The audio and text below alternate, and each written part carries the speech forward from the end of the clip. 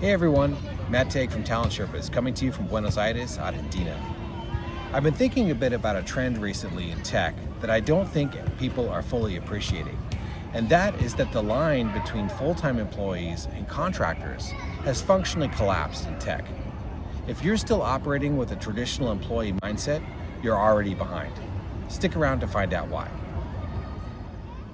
In the last year or two in tech, several key changes have happened with the way that companies operate that have shifted the line ever closer from full-time employees to contractors. Here's a few things that I've noticed that are going on.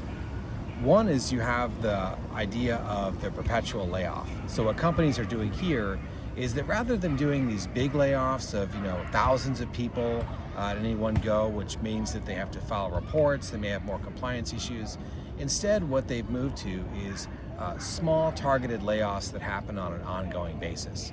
If you're working in a tech company, you might see a team of 5 people disappear one day in one part of the business, and that same thing happening in another part of the business gradually over time. This is one key change that's already happening within tech companies.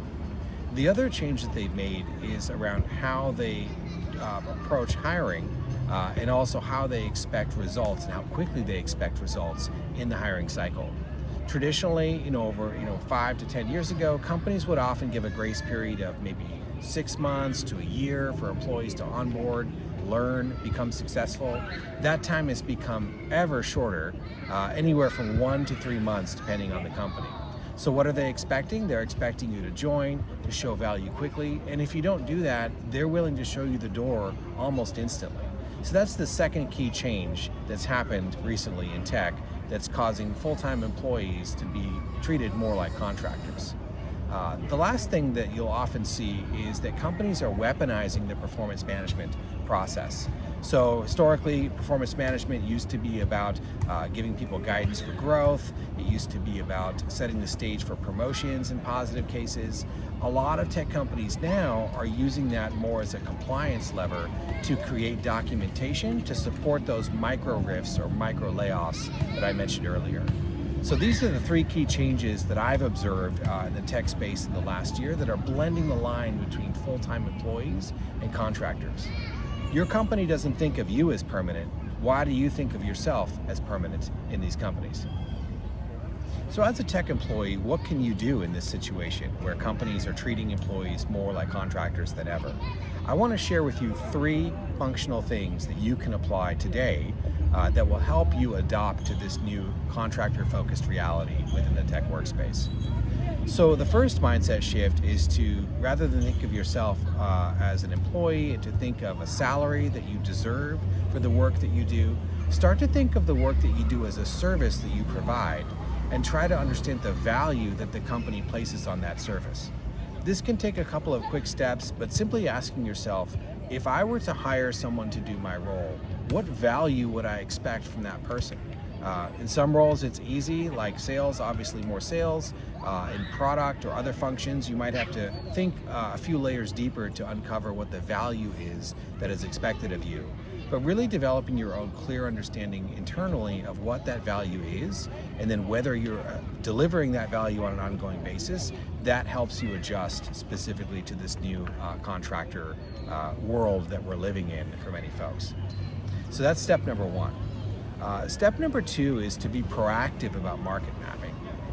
Given that companies are moving layoffs and having them on a regular basis, that's not something that we can control as individual employees, but we can optimize around that. And while it's not perfect, one thing that I always recommend folks to think about is, what about if you identify several companies that you could look at, or look at jobs on an ongoing basis and think critically about whether you're qualified for those roles. If not, what's missing? How do you become more qualified? One of the things that you don't want to do is to get too comfortable in this full-time mindset. Maybe you've been at a company for 5 years, 7 years, and think, I don't need to worry about those outside roles. You don't need to worry about it until the time comes. And when the time comes, it's often too late to prepare for those in advance. So just that simple step of thinking about where would you go, what is your backup plan, that can be hugely helpful for folks to adapt to this new contractor-focused mindset. So that's step number 2. The third step is to be what I call interview ready. So what does this involve? This can take a range of things depending on where someone is at in their own career and how they're thinking about their next steps. But one simple tactical thing that you can do is to simply create a list of 7 to 10 stories that reflect the work that you've done in previous roles. One theme that I see working with folks time and time again is they'll often, not by choice, be stuck in an interview process. Maybe they've had a layoff. Maybe they've had to leave a company for a variety of reasons. And suddenly they find themselves interviewing. And that's often the worst time to have to go back and think about what you've done, what results you've achieved, all of those types of things. So I recommend people to proactively think about what are those stories that show the ROI of the work that you were doing before. How would you describe that to another potential employer? Again, you can get simple with this or complex with it. Simplest version is to just create a Google Sheet with 10 lines and think about the stories and what they show, to have that ready to go and think about how you would explain that to someone else in that scenario. So these are 3 core things that you can do to help prepare yourself for this contractor-focused reality. Again, it's thinking about the interview stories, it's thinking about the value you provide to a company, thinking about yourself as a service rather than a job, and also proactively identifying some companies that you could look at in the case that you had to. So again, these are the steps that you can take to prepare yourself for this contractor-focused reality. This isn't all doom and gloom. It's a better operating system. Contractors know their rate, they know their worth at all times. Contractors don't get surprised by layoffs, they expect transitions. Contractors don't demand promotions. They focus on showing the value that they can day in and day out to maintain that contract.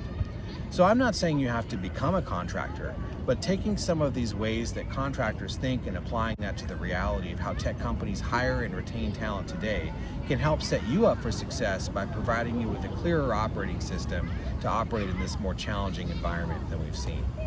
So hopefully this was useful for you today. If you need help building your own contractor operating system, go ahead and reach out to me. My link is in the bio below. I'd love to connect and learn more about your career, how I might be able to help you. And with that, thanks everyone, and hasta luego from Buenos Aires, Argentina. Thanks everyone.